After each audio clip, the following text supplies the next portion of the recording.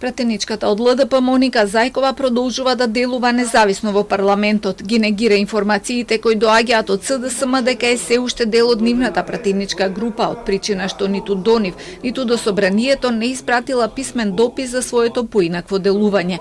Вели дека не чувствува ниту потреба да го стори тоа и дека не е загрижена поради внатре-партиската иницијатива за нејзина смена по дистанцирањето од досегашните коалициони партнери. Преку поднесените законски решенија, но и преку стенограмите од одредени гласања, ќе видите дека ЛДП действува независно, бранејќи ја својата либерално-демократска политика.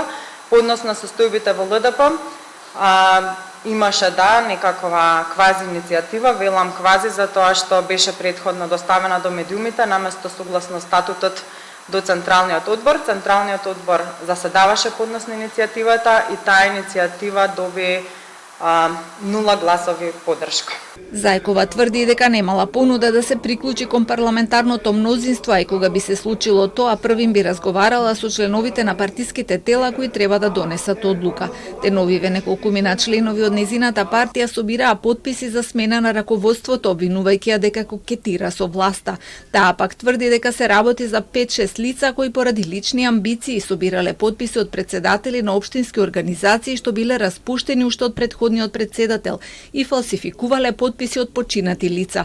Повтори дека тоа за неа е завршена работа, а партијата се фокусира на реална политика.